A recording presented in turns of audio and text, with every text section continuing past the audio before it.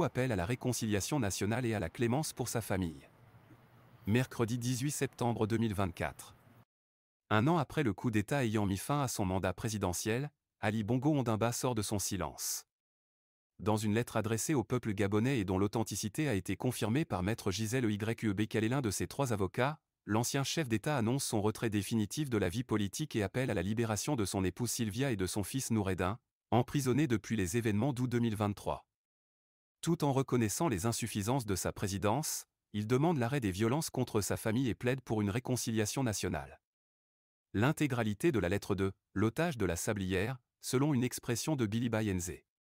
Ali Bongo, l'idée que je me fais de mon devoir est de dire avec sincérité et honneur que je ne souhaiterais jamais constituer, pour le Gabon, un risque de menace, de trouble et de déstabilisation dans ce moment de reconstruction. Gabonaise. Gabonais. Chers compatriotes. Le soir du 29 août 2023 a mis fin à l'exercice de mon mandat de chef de l'État dans des circonstances douloureuses.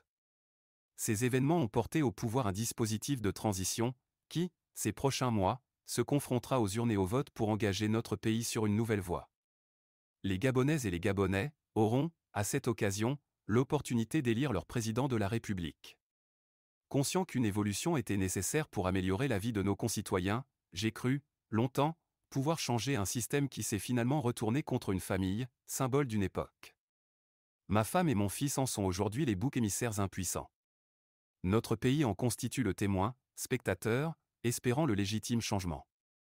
Pour ma part, je respecte et je comprends la volonté des citoyennes et des citoyens de souhaiter, pour construire l'avenir, de nouveaux responsables politiques et je tiens à réaffirmer mon retrait de la vie politique et le renoncement définitif à toute ambition nationale.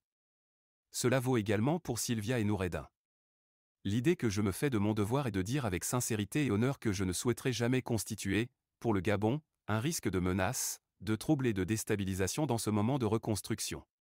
Parce que notre pays est, a toujours été et sera toujours un pays d'honneur, j'en appelle à l'apaisement, à l'arrêt des violences et des tortures intentées contre ma famille, plus particulièrement mon épouse Sylvia et mon fils Noureddin et à leur libération, car depuis trop longtemps désormais emprisonnés pour des faits dont ils n'ont pas été reconnus coupables, boucs émissaires d'une situation qui va bien au-delà de leur personne.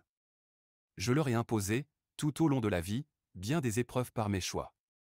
Mais leur emprisonnement et les sévices qu'ils subissent depuis plus d'une année vont bien au-delà de tout ce qu'une épouse et un fils ont à supporter. Moi-même, je demeure non libre de mes déplacements et soumis à surveillance quotidienne. Mes visites dépendent de l'autorisation des militaires.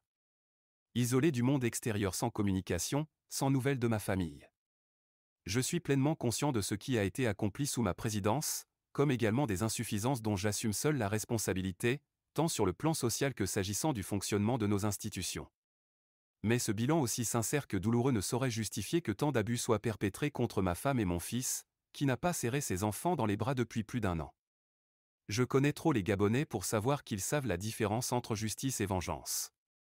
J'insiste sur ce point, seul président et responsable de mes décisions, je comprends que malgré les réalisations effectuées sous mes mandats, trop de Gabonais souffrent encore et cela reste mon plus grand regret.